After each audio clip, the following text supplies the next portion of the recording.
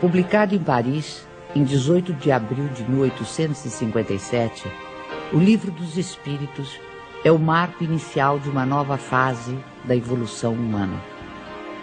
O Espiritismo baseia-se na solidez deste livro, na credibilidade e sabedoria de suas fontes espirituais, na pureza de sua moral evangélica, nos meios de transmissão mediúnica e na coerência de suas revelações.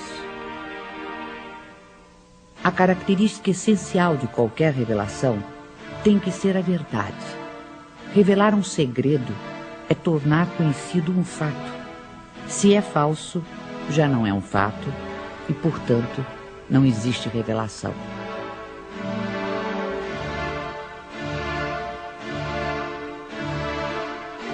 Todas as ciências que nos fazem conhecer os mistérios da natureza são revelações, e pode dizer-se que há para a humanidade uma revelação incessante. A astronomia revelou o mundo dos astros, que não conhecíamos. A geologia revelou a formação da Terra. A química revelou a lei das afinidades entre as substâncias. A fisiologia revelou as funções do organismo.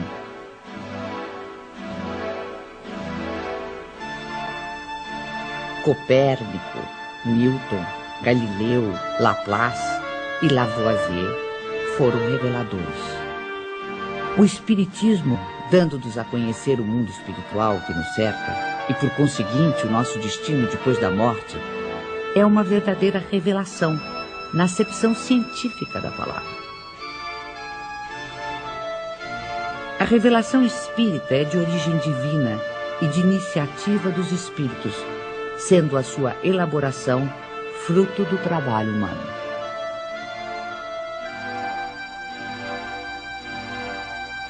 Obedecendo a uma sequência histórica, a primeira revelação divina teve sua personificação em Moisés, a segunda no Cristo. A terceira não a tem em um só indivíduo. Aí está um caráter essencial de grande importância. A revelação espírita, ou terceira revelação, é coletiva no sentido de não ter sido dada como privilégio a pessoa alguma. Foi espalhada simultaneamente por sobre a Terra a milhões de seres humanos de todas as idades e condições.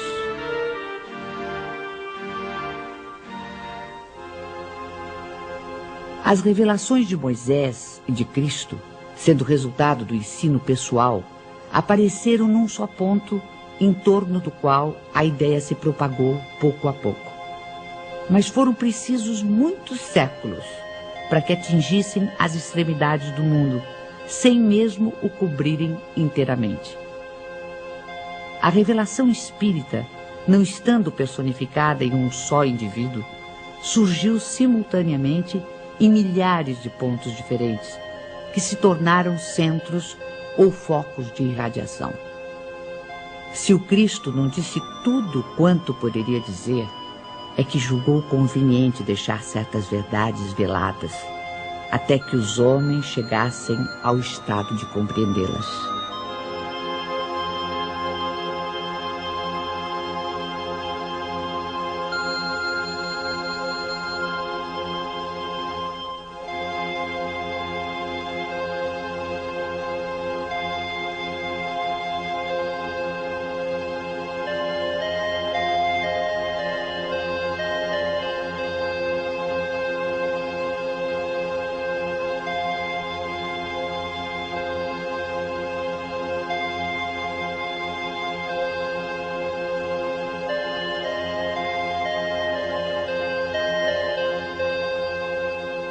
Mas quem toma a liberdade de interpretar as escrituras sagradas? Quem tem esse direito?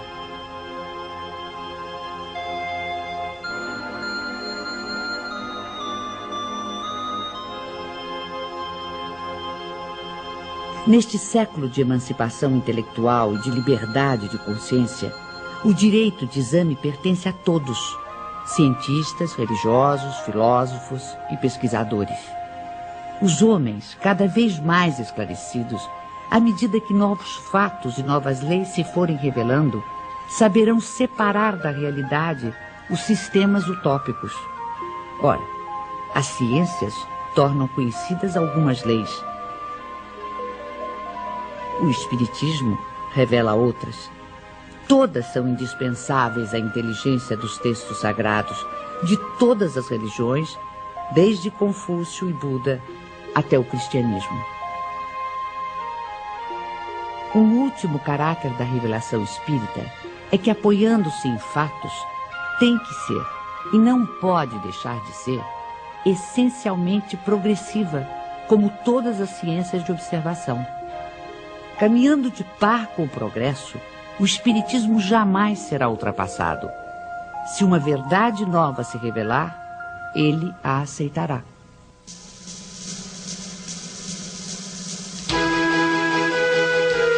Hoje, mais de 100 anos depois da publicação de O Livro dos Espíritos, nenhum dos princípios fundamentais do Espiritismo foi abalado. Todos permanecem intactos. E isso num século em que o mundo sofreu radicais transformações em todos os campos do conhecimento.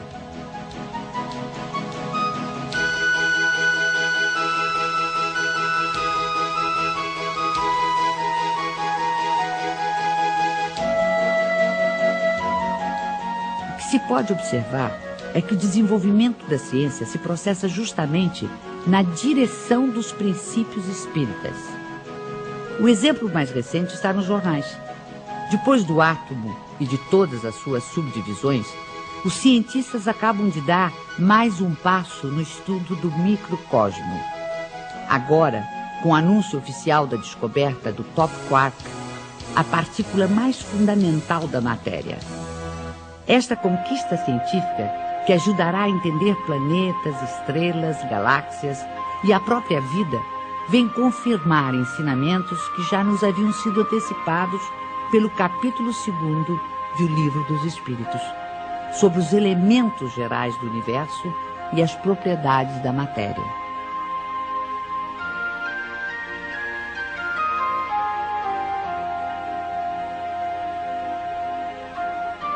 Além do Livro dos Espíritos, outras obras básicas compõem a codificação espírita. O Livro dos Médiuns, o Evangelho segundo o Espiritismo, o Céu e o Inferno e a Gênese desenvolvem, aprofundam e consolidam os princípios do Espiritismo. Todos esses princípios, que resultam dos ensinamentos dos Espíritos, foram sistematizados e codificados por Allan Kardec. Hippolyte Léon Denisard Rival, que mais tarde viria a adotar o pseudônimo de Allan Kardec, nasceu na cidade de Lyon, na França, no dia 3 de outubro de 1804. Com a idade de 10 anos, seus pais o enviaram para estudar em Yverdon, na Suíça, onde se localizavam um dos institutos de ensino mais famosos e respeitados em toda a Europa. Fundado pelo educador suíço Johann Pestalozzi, o instituto era uma espécie de escola modelo, admirada pela aristocracia, altas personalidades políticas, científicas, literárias e filantrópicas. Depois de haver concluído seus estudos em Yverdon, Rival tornou-se conceituado mestre, não só em letras, como em ciências. Distinguindo-se também como notável pedagogo, publicou diversos livros didáticos e contribuiu com planos e métodos para a reforma do ensino francês. Esta longa experiência pedagógica habilitou o professor Rival para outra tarefa, a codificação do Espiritismo. Aos 65 anos incompletos, vitimado por um aneurisma, Allan Kardec faleceu em sua casa enquanto trabalhava. 31 de março de 1848, Em Hydesville, dos Estados Unidos da América, manifestações de forças inteligentes intervindo no plano físico assinalam o surgimento do espiritismo através da fenomenologia mediúnica. A seriedade desses acontecimentos teve imensa repercussão até mesmo na Europa. Os fenômenos ocorreram numa tosca cabana, residência da família Fox, adeptos da Igreja Metodista. No primeiro diálogo registrado entre as irmãs Fox e o espírito de um mascate de nome Charles Rosbach, usaram-se letras do alfabeto para a formação de palavras, mediante convenção de que a cada letra corresponderia a determinado número de pancadas. Estava, portanto, descoberto o processo adotado para as comunicações entre os dois mundos. Pode-se dizer que o fenômeno das mesas girantes, que se seguiu aos acontecimentos de Hydesville, preparou o advento do espiritismo, despertando o interesse dos homens de ciência, dentre eles o professor Ribard ou Allan Kardec.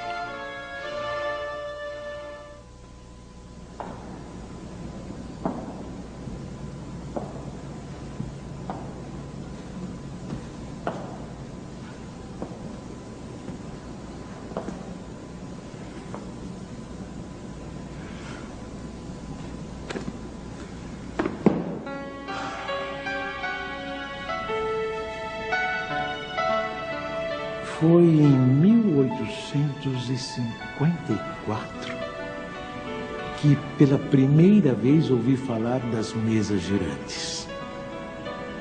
Encontrei um dia o magnetizador, o Sr. Fortier, que conhecia desde muito tempo. Disse-me ele que já não eram somente as pessoas que podiam se magnetizar, mas também as mesas, conseguindo-se que elas caminhassem e girassem à vontade.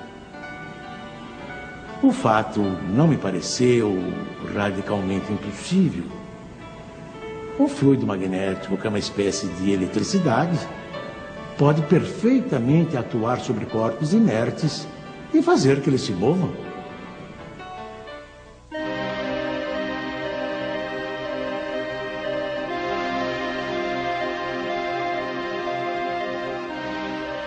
Algum tempo depois, encontrei-me novamente com o Sr. Fortier, que me disse ter um fato muito mais extraordinário.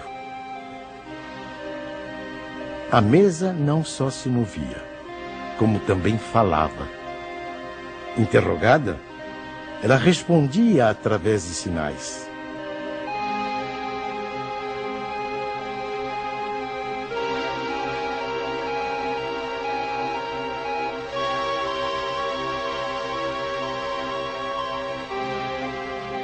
Eu estava, pois, diante de um fato inexplicado, aparentemente contrário às leis da natureza e que a minha razão repelia. Sabia apenas que as experiências eram realizadas em presença de pessoas honradas e dignas de fé. No ano seguinte, o Sr. Carlotti, amigo de 25 anos, me falou dos mesmos fenômenos com entusiasmo.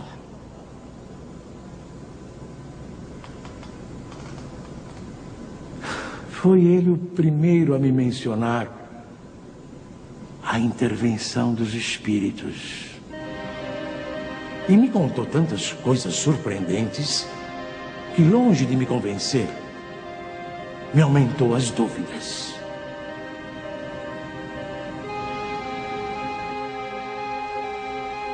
Tempos depois, fui convidado a assistir às experiências que se realizavam em casa da senhora Plene Maison.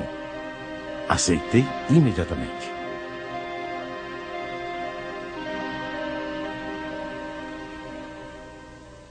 Foi aí que, pela primeira vez, presenciei o fenômeno das mesas que giravam, saltavam e corriam. Assisti então a alguns ensaios muito imperfeitos da escrita mediúnica.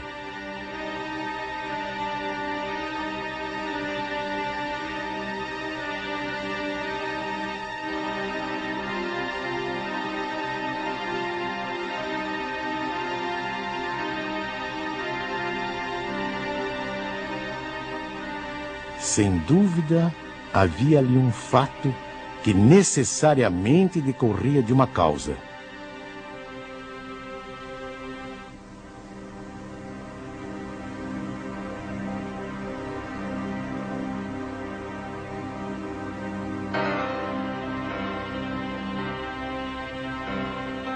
Foi nessas reuniões que comecei os meus estudos sérios de espiritismo. Menos ainda por meio de revelações do que de observações. Apliquei a essa nova ciência, como o fizera até então, o método experimental. Nunca elaborei teorias preconcebidas. Observava cuidadosamente, comparava, deduzia consequências. Dos efeitos, procurava remontar as causas por dedução e pelo encadeamento lógico dos fatos.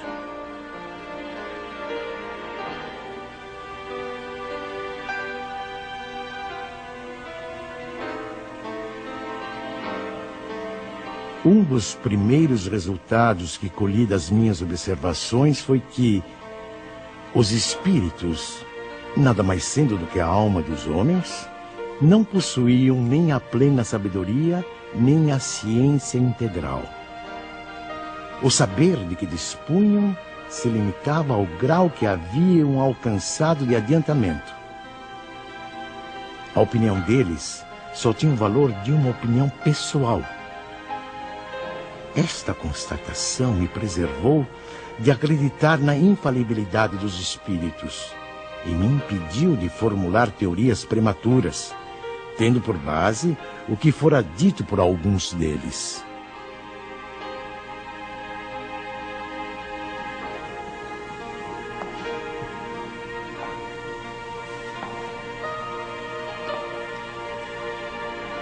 O simples fato da comunicação com os espíritos, dissessem eles o que dissessem, provaria a existência do mundo invisível ambiente. Já era um ponto essencial, um imenso campo aberto às nossas explorações. O segundo ponto, não menos importante, é que aquela comunicação permitia que se conhecesse o estado desse mundo, seus costumes. Se assim podemos nos exprimir. No ano seguinte, em 1856, passei a frequentar também as reuniões espíritas que se celebravam em casa do Sr. Rustam. Eram sérias essas reuniões, que se realizavam com ordem. As perguntas fúteis haviam perdido todo atrativo para a maioria das pessoas. Quanto a mim, ia obtendo a resolução dos problemas que me interessavam, do ponto de vista da filosofia, da psicologia e da natureza do mundo invisível. Levava para cada sessão uma série de questões preparadas e metodicamente dispostas. Pouco a pouco, as sessões iam assumindo caráter muito diverso. Entre os assistentes contavam-se físicos, matemáticos, estudiosos e cientistas das mais diferentes áreas do conhecimento humano. Todos formulando perguntas, aprofundando temas e questões.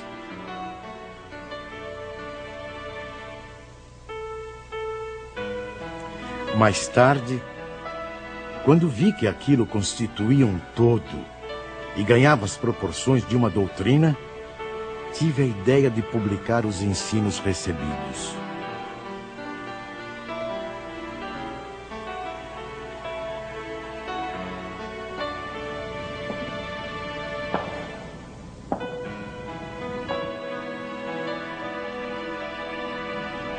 O meu trabalho, em grande parte, já estava concluído e tinha as proporções de um livro. Mas eu fazia questão de submetê-lo ao exame de outros espíritos, com auxílio de diferentes médiuns. Mais de 10 médiuns participaram do trabalho. Da comparação e da fusão de todas as respostas coordenadas, classificadas, e muitas vezes retocadas no silêncio da meditação, foi que eu organizei a primeira edição de O Livro dos Espíritos.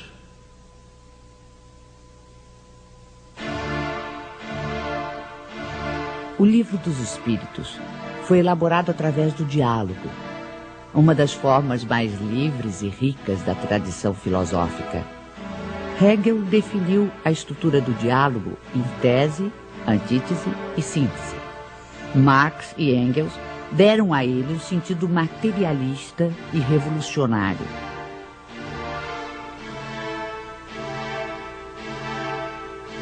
Em vez de enfatizar as contradições, os conflitos e as lutas dos opostos, a dialética espírita prefere a compreensão, a união dos contrários, o entendimento que conduz ao progresso.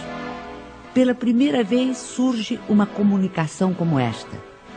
O mundo do desconhecido se vai revelando ao ser humano, que passa a poder avaliar, de modo objetivo e racional, o sentido maior de sua existência terrena, a importância do cumprimento das responsabilidades assumidas, a finalidade do aprendizado individual e coletivo para o aperfeiçoamento de todos e de cada um, sem exceção.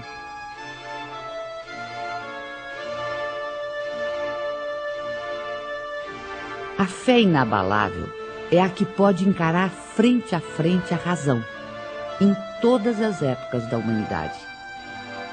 É aí que reside a principal força do Espiritismo. Força que não fica apenas circunscrita ao plano filosófico, mas que também se estende aos planos científico e religioso. Científico, porque o Espiritismo é uma ciência que demonstra experimentalmente a existência da alma e sua imortalidade.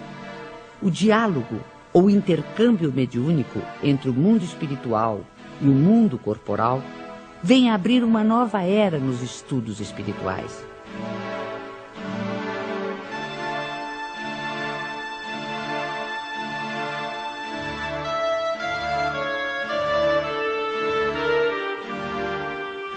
Antes desse tipo de comunicação, o conhecimento humano se dividia radicalmente entre os mistérios divinos e a experiência terrena.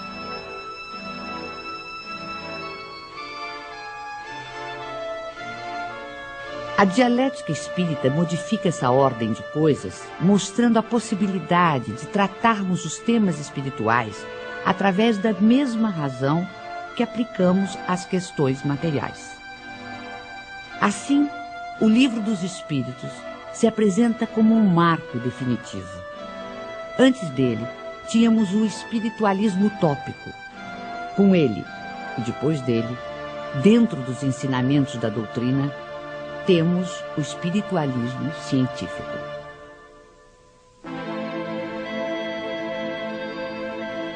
Não existe o sobrenatural senão para o desconhecimento humano das leis naturais.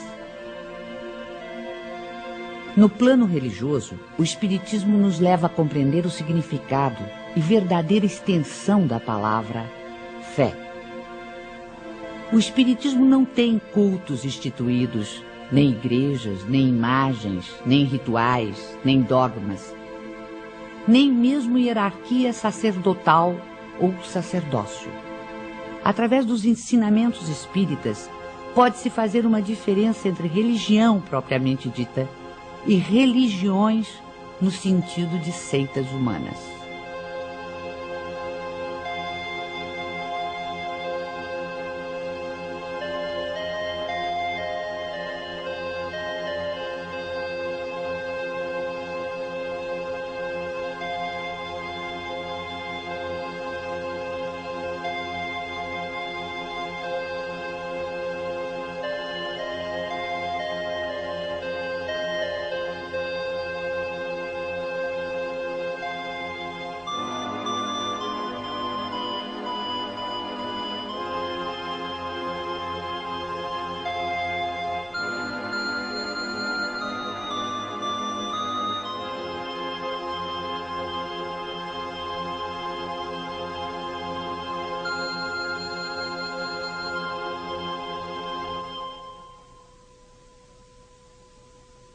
Em vez do culto, temos a prece, que é o mais belo dos diálogos, o mais íntimo, o mais simples e, ao mesmo tempo, o mais sublime.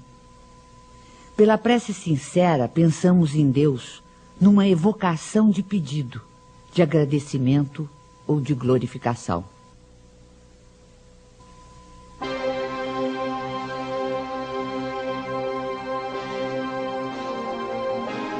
A história da ideia de Deus mostra-nos que ela sempre foi relativa ao grau de intelectualidade dos povos e de seus legisladores. Na antiguidade, Júpiter empunhava o raio, Apolo conduzia o sol, Netuno senhoreava os mares. Mas se de um lado a ignorância havia humanizado Deus, a ciência lhe confere dimensão mais inteligente e, portanto, mais próxima dos atributos da divindade.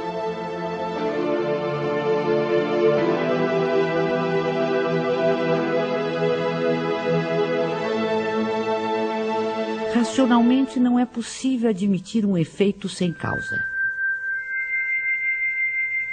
Olhando o universo imenso, a ordem e harmonia a que obedece a marcha dos mundos inumeráveis, olhando ainda os seres da natureza, o reino vegetal e os minerais, com suas admiráveis variedades,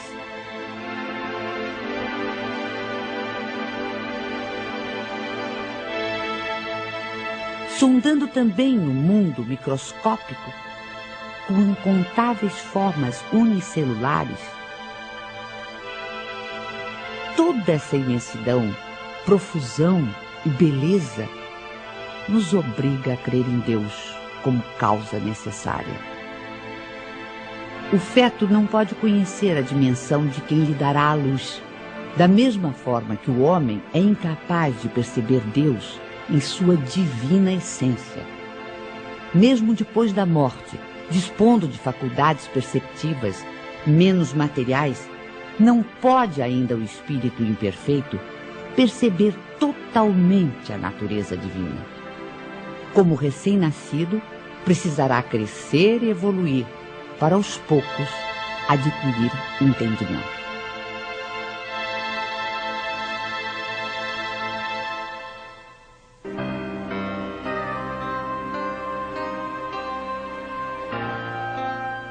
No estágio evolutivo em que se encontra, é pelo sentimento, mais do que pelo raciocínio, que o homem pode compreender a existência de Deus.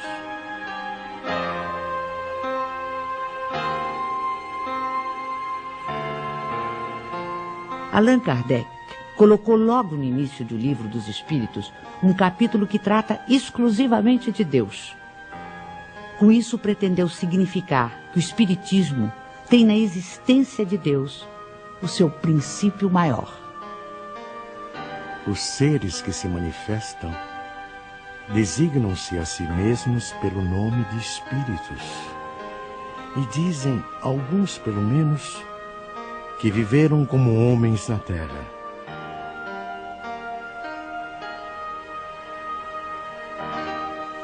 Os principais ensinamentos que eles nos transmitiram.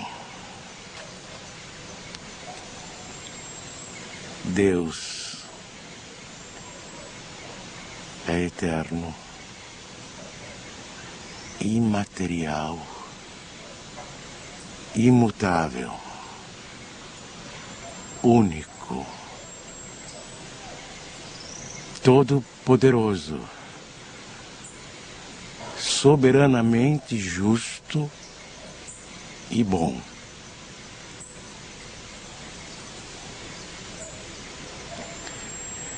Este é o melhor conceito que a nossa limitada inteligência pode fazer daquele que criou o universo. O universo compreende todos os seres animados e inanimados, materiais e imateriais. Os seres materiais constituem o mundo visível ou corporal, e os seres imateriais, o mundo invisível ou espírita.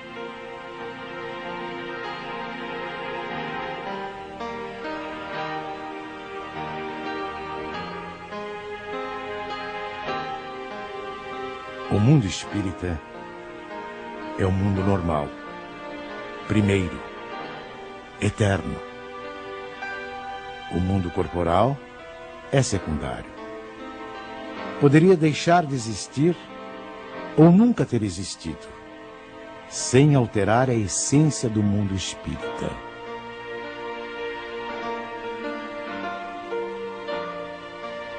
Os espíritos revestem temporariamente um invólucro material, perecível, e sua destruição pela morte os devolve à liberdade. Entre as diferentes espécies de seres corporais, Deus escolheu a espécie humana para a encarnação dos espíritos que chegaram a um certo grau de desenvolvimento.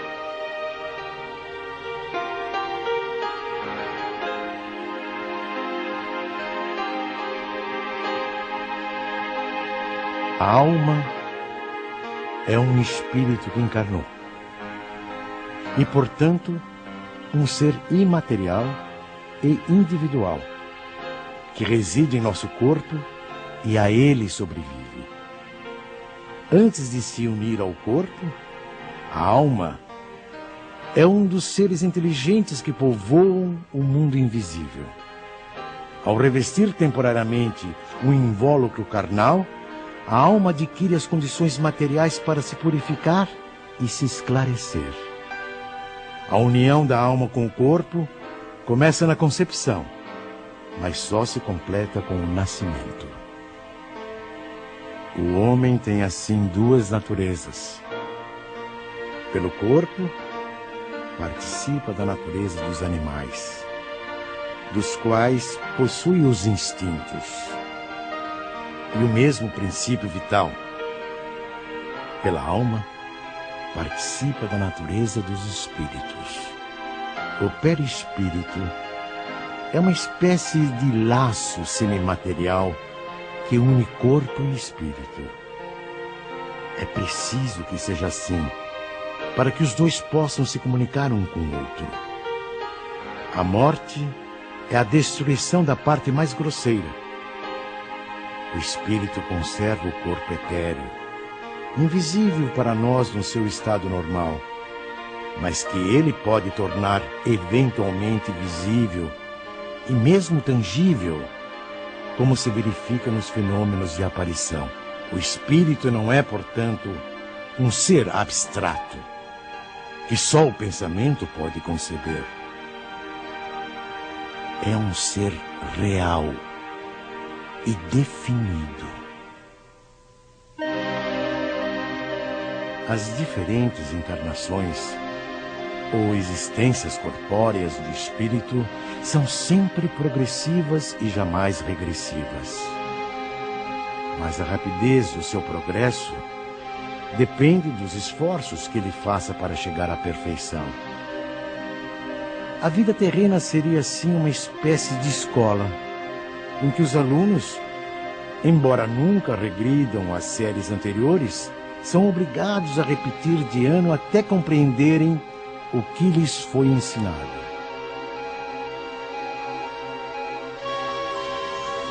Sem as sucessivas provas das vidas corporais, não haveria justiça. Por isso, todos contamos muitas existências.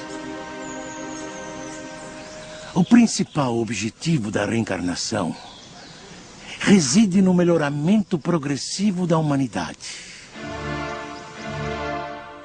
A influência dos espíritos sobre os nossos pensamentos e atos é indiscutível. Pensar é vibrar, é entrar em relação com o universo espiritual que nos envolve.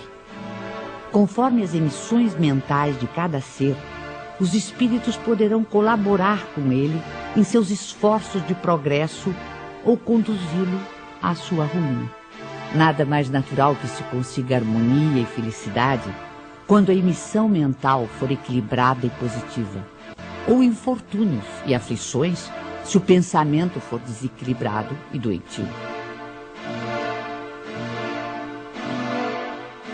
A força e o trabalho da mente estão na base de todas as transformações pessoais e coletivas da humanidade. Porque nós, indivíduos e povos, realmente evoluímos em profunda comunhão telepática com todos aqueles espíritos encarnados ou desencarnados que se afinam conosco.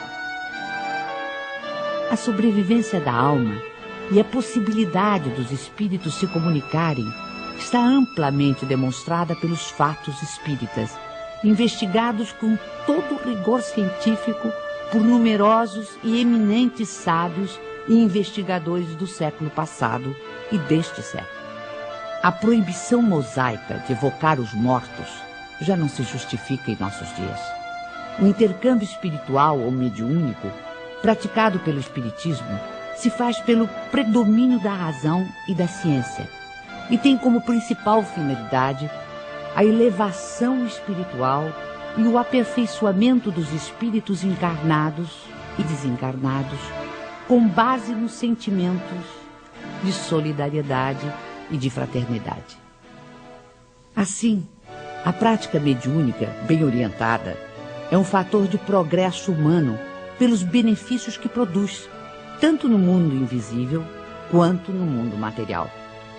Repelir as comunicações dos espíritos é repudiar o meio mais poderoso de instruir-se pela iniciação nos conhecimentos da vida futura. Todo aquele que sente, num grau qualquer, a influência dos espíritos é, por esse fato, médium. Essa faculdade é inerente ao ser humano, não constitui, portanto, um privilégio exclusivo. Atraímos os espíritos que se afinam conosco, tanto quanto somos por eles atraídos. Quando desenvolvido, o dom mediúnico que gratuitamente recebemos de Deus deve ser utilizado gratuitamente. O médium de elevados princípios morais, que encontra na vivência evangélica a sua conduta de vida, cumpre o exercício da mediunidade com trabalho e paciência, e a ele se dedica exclusivamente por amor. Geralmente, os médiuns têm uma aptidão especial para diferentes fenômenos. Os tipos de mediunidade são tão variados quantas são as espécies de manifestações. A escrita manual é o mais simples e o mais completo meio de comunicação. É por este meio que os espíritos revelam melhor sua natureza e o grau do seu aperfeiçoamento ou de sua inferioridade. Os espíritos evoluídos nos ensinam que o ser humano que se liberta da matéria, por não priorizar as futilidades mundanas e por cultivar o amor ao próximo, aproxima-se da natureza espiritual. A moral dos espíritos superiores se resume como a do Cristo nesta máxima evangélica: fazer aos outros o que queríamos que os outros nos fizessem. Isto é, fazer o bem e não o mal. Neste princípio encontramos uma regra universal de proceder, mesmo para as nossas menores ações. Cada um de nós deve tornar-se útil, segundo as faculdades e os meios que Deus nos colocou nas mãos para nos provar.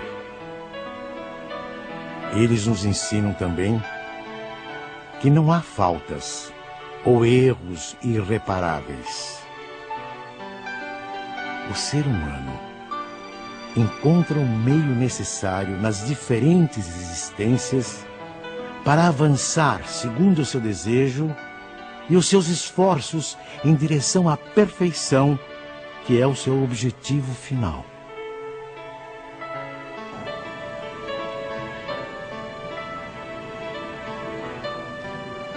Este é o resumo da doutrina espírita,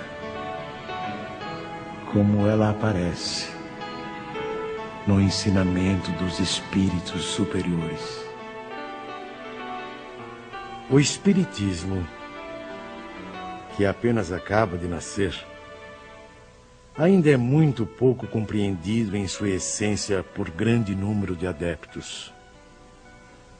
Mas posso imaginar uma associação ou sociedade em que seus componentes se reúnam com o propósito de se instruírem e não na expectativa de presenciarem fenômenos extraordinários.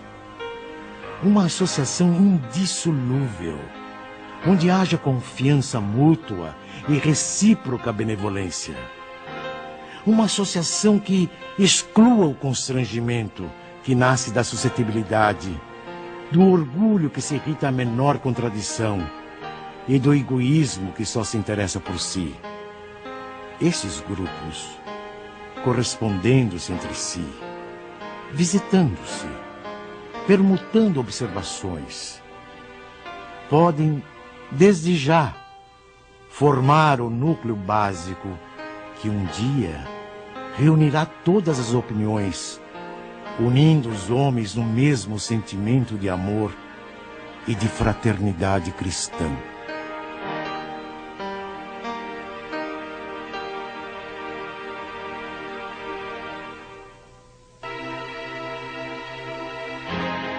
Assim, embora tenha previsto a possibilidade de as reuniões espíritas atraírem número bastante elevado de participantes, Kardec aconselha que estas reuniões se multipliquem, de preferência através da constituição de grupos menores.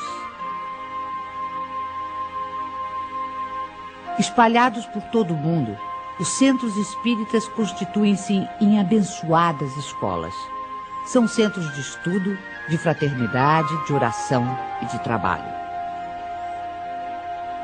Pelo volume de obras que realizam, tornaram-se também verdadeiras instituições sociais e assistenciais, que têm sempre presente o espírito do núcleo básico de que nos fala Kardec. Núcleo de amor, onde o aperfeiçoamento individual é prioritário, porque leva naturalmente ao aperfeiçoamento do grupo social e da humanidade. Nosso sistema planetário não ocupa senão um ponto ínfimo do universo, situado quase no final da Via Láctea, uma galáxia onde existem aproximadamente 40 bilhões de estrelas, algumas tão grandes que uma só toma espaço igual ao ocupado pelo nosso Sol e quase todos os planetas em sua órbita. Uma das galáxias mais próximas, a nebulosa de Andrômeda, dista do nosso sistema solar cerca de 680 mil anos-luz. Ora, se o universo tem tais dimensões e se o número de planetas existentes conta-se pela ordem de trilhões ou mais, seria ingenuidade supor que apenas a Terra seja habitada por seres racionais.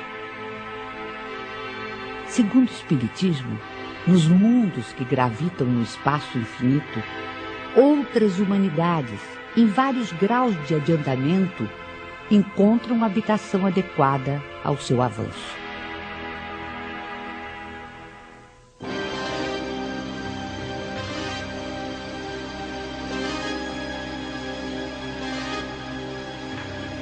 Dentre os mundos inferiores, encontra-se a Terra, com suas expiações e provas, com seus extremismos políticos, intolerâncias ideológicas, fanatismos religiosos e injustiças sociais. Aqui, seus habitantes levam uma vida instável, de lutas e trabalhos penosos, com mais momentos de infelicidade do que de alegrias.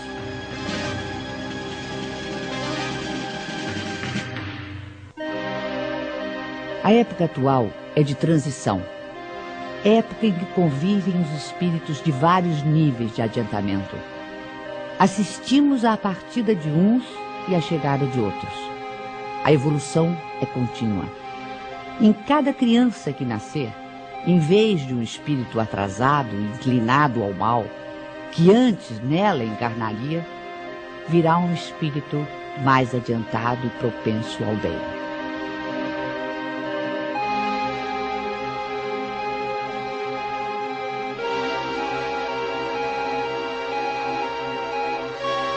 Por meio do trabalho ético e humanitário, combatemos nossos orgulhos e egoísmos. Por meio do diálogo, superamos nossas diferenças. Por meio da solidariedade, pomos em prática o ensino do Cristo de amor ao próximo. Esta é a destinação imediata da Terra. Planeta de regeneração. Continuando no seu progresso ininterrupto, a Terra e sua humanidade ascenderão a planos cada vez mais altos, até a perfeição a que todos os mundos e seres estão predestinados.